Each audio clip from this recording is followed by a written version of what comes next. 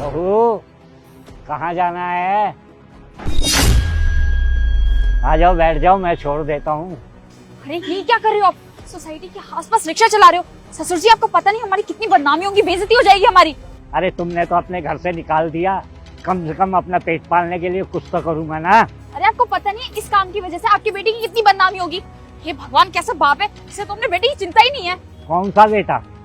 वही जिसने मुझे घर से बाहर निकाल दिया है। अरे नमस्ते अंकल जी, नमस्ते। ये क्या, आप रिक्शा चला रहे हो? अरे आपको क्या जरूरत पड़ गई रिक्शा चलाने की? आपके पास तो बहुत पैसा है।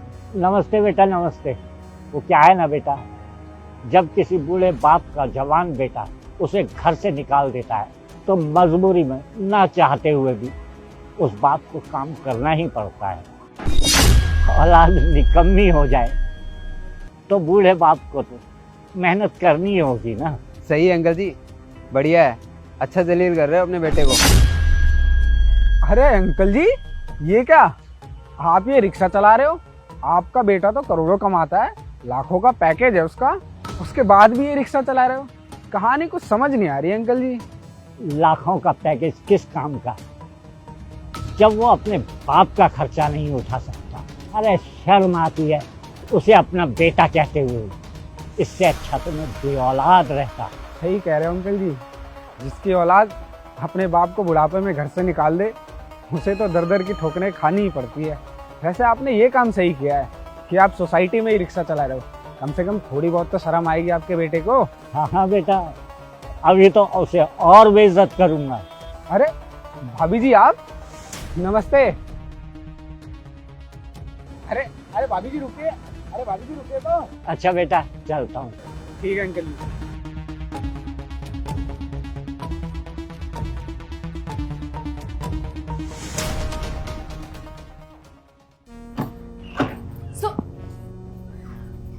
सुमित, तुम्हें पता भी है बाहर क्या चल रहा है? अरे क्या चल रहा है? सस्पेंस क्यों बना रहे हो? बताओ क्या बात है। तुम्हारे पापा जी ना पूरी सोसाइटी में रिक्शा चलाते फिर रहे हैं और सबको ये बता रहे हैं कि उन्हें हमने घर से बाहर निकाल दिया है। अरे क्या बकवास कर रही हो तुम? सोच समझ के बोलो जो बोल रही हो। कोई बकवास नहीं कर रही हूँ मैं, ठीक है? देखो, तुम मेरी बात ध्यान से सुनो। अगर हमने तुम्हारे पापा को नहीं रोका ना तो हमारी बहुत बदनामी हो जाएगी। सही कह रही हो तुम। चलो चल के देखते हैं।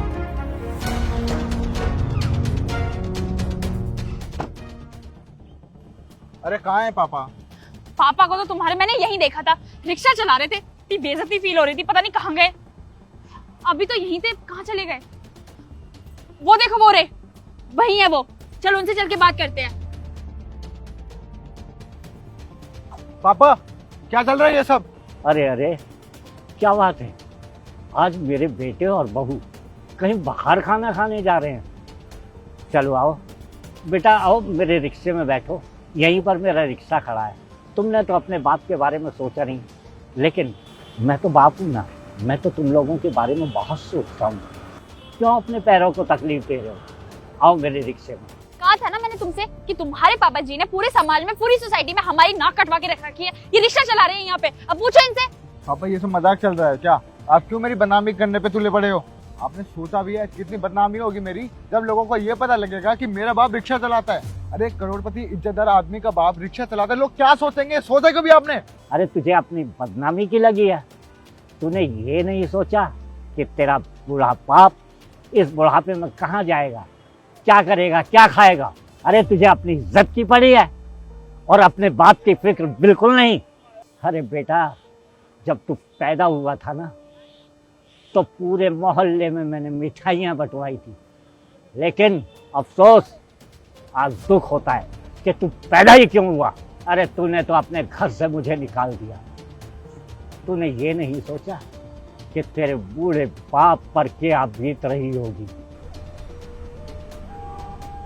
ये अंकल जी, सुमित अंकल जी नमस्ते। नमस्ते बेटा, नमस्ते। अरे क्या बात है, आज पूरी फैमिली यहीं मिल गई? कहीं घूमने जा रहे हो खाना खाने के लिए बाहर? बेटा हम क्यों घूमने जाएंगे? घूमने तो जाएंगे ये, हम तो सिर्फ रिक्शा चलाएंगे। कैसी बात कर रहे हो अंकल जी, आप और रिक्शा चलाओगे? सबको पता है सुमित के पास कितना पैसा है। पूरी सोसाइटी में सुमित के पास जितना पैसा है ना, उतना पैसा तो किसी के पास है ही नहीं। इनफैक्ट हम भी कई बार सुमित से उधार मांग लेते हैं, तो उसके पापा रिक्शा चलाएंगे। ये तो पक्का मजाक है। अच्छा मजाक करते हो अंकल जी आप। मजाक नहीं कर रहा बेटा, मैं सच बोल रहा हूँ। अंकल जी आप ये क्या बोल रहे हैं, मुझे कुछ समझ में नहीं आ रहा है। बेटा, मुझे मेरे बेटे और बहू ने घर से निकाल दिया। क्या इन दोनों ने आपको घर से बाहर निकाल दिया?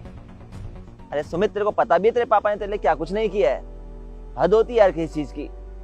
जितनी मेहनत इन्होंने तेरे लिए की है ना, तो सोच भी नहीं सकता उसके बारे में। दिन में सब्जी की रेहड़ी लगाते थे और रात को चौकीदारी करते थे ताकि उनका बच्चा कोई मुकाम हासिल कर सके जिंदगी में। लेकिन बेटे को तो देखो, बाप के संघर्षों को ही भूल गया है। ऐ तेरी जैसी औलाद होने से बढ़िया ना इंसान की औलाद ही ना हो तो वो अच्छा है। और तुम बहू का फर्ज होता है कि दूसरे घर में आके परिवार को अच्छे से रखे, परिवार की एकता को बनाए रखे। लेकिन तुमने तो यार परिवार तोड़ के रख दिया है। बूढ़ा बाप जब घर से बाहर जाता है धक्के खाके, उसे दर बदर की ठोकरें खानी पड़ती हैं, रिक्शा चलाना पड़ता है, छोटे मोटे काम करने पड़ते हैं, जबकि उसके बेटे के पास अच्छा खासा पैसा हो तो कहीं ना कहीं उसे बहुत ठेस पहुंचती है, उदास हो जाता है वो। खैर तुम लोग समझोगे ही नहीं। जब तुम्हारे पिताजी को तुम्हारी भाभी घर से बाहर निकलवाएगी ना, कैसा लगेगा तुम्हें? सच कहता हूँ, दावे के साथ कह सकता हूँ, तुम्हें बहुत ज्यादा बुरा लगेगा। शादी के बाद दूसरे घर को तोड़वाना कई बार बहुत आसान लगता है, लेकिन जब खुद पे बीतती है ना, तब पता चलता है कि परिवार होता क्या है, बाप की कीमत होती क्या है। सुमित, मेरी बात ध्यान से सुन भाई। किस्मत वालों को मिलता है बाप का प्यार, और अगर बाप के प्यार की जो कदर नहीं करता है ना, उसे जिंदगी भर पछताना पड़ता है, फिर वो चाहे लाखों करोड़ों अरबों रुपए क्यों ना कमा ले। क्योंकि बाप के प्यार के आगे सारी की सारी दौलतें फीकी हैं। क्योंकि माँ बाप का आशीर्वाद काफी होता है और औलाद को हमेशा बड़े से बड़े दुखों से भी बचा के रखता है। बात करता है यार पैसा और स्टेटस मेंटेन कर लिया, लेकिन बाप को नहीं संभाल पा रहे हैं लोग। पापा मुझे माफ कर दीजिए, मैंने अपनी बीवी की बातों में आकर आपको घर से बाहर निकाल दिया। मैंने एक पल के लिए ये नहीं सोचा कि आप इस उम्र में कहाँ जाओगे, दर दर की ठोकरें खानी पड़ेगी आपको। मुझे माफ कर दो। पापा जी, मुझसे बहुत बड़ी गलती हो गई। प्लीज अपनी बेटी समझकर मुझे माफ कर दीजिए। आगे से ऐसा नहीं होगा, और प्लीज हमारे साथ घर चलिए प्लीज। नहीं नहीं, मुझे कहीं नहीं जाना। मैं अपना रिक्शा चलाता हूँ और अपना पेट पालता हूँ, मैं खुश हूँ। पापा प्लीज आप हमारे साथ घर चलिए। आप मुझे मार लीजिए, पीट लीजिए, जो सजा देनी है आप दीजिए, पर आप मेरे सब कुछ है। पापा आप प्लीज घर चल लो, मैं आपके आगे हाथ जोड़ रहा हूँ। ठीक है, अगर तू कहता है तो मैं चलता हूँ, और आगे से ऐसा कुछ नहीं होना चाहिए। वादा करता हूँ मैं आपसे, आपको शिकायत का मौका नहीं दूंगा। अच्छा बेटा, चलते हैं। तो यार सबसे पहले तो आप लोग ये बताएं कि आप लोगों के हिसाब से एक अच्छी औलाद का क्या फर्ज होता है? बुढ़ापा।